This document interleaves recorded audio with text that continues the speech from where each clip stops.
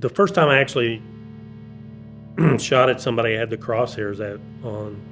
I was looking through the sights, and we had them, and I zoomed in and pulled the trigger on the cannon, and it goes BOP! 651 radio check. He actually hit one of them with a rocket, which is pretty incredible considering it's unguided. He was shooting an HE warhead, like hit this dude running. Wow. Did you get to observe that as it happened? Just dissipated? No, actually, it wasn't a direct hit. It wounded him, and he was kind of flopping around, and he was going to shoot him again. I go, man, he's done. Like, Don't waste it. yeah. Like I said, I wanted to be in the Air Force. I had the grandiose idea that I was going to be a aeronautical engineer and be a fighter pilot in the Air Force. You know, I think a lot of people think it's you got to be smart, and I don't think that's the case, because, you know, I think people of all levels of intelligence can learn how to fly. So in this actual rocket tube here, we can take up to 19 rockets. However, we can put up to 4 of them on the aircraft. That'd give us a total of 76 rockets. A Hellfire for sure is fucking everybody in this room up, right? If it came in through the roof of this room, it'd probably wound everybody in the room. Machine gun wise, what caliber is it? It's a 30 millimeter cannon. Engage. How many rounds? We would set bursts in the cockpit.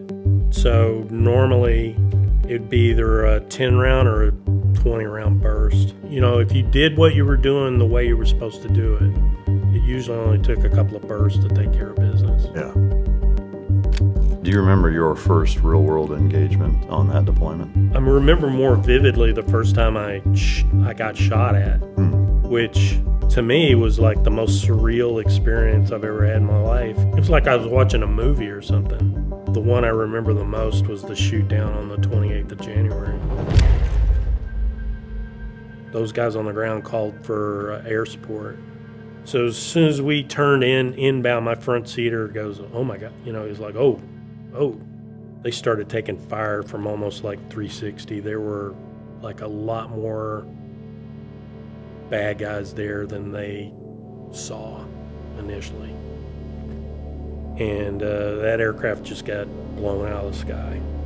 Obviously neither of them survived. No, yeah, they were gone. They had a hard time figuring out exactly what shot it down because there were so many bullet holes and stuff in the aircraft. The bad guys were lined up on this berm, pretty much roll in and start shooting. He got the rounds onto them, but then they scattered and they all jumped in this trench. And when they were in the trench line, that's when I fired the flechettes. Do you guys know what, like, the after action, like how many of them you guys ended up smoking? No idea. A bunch?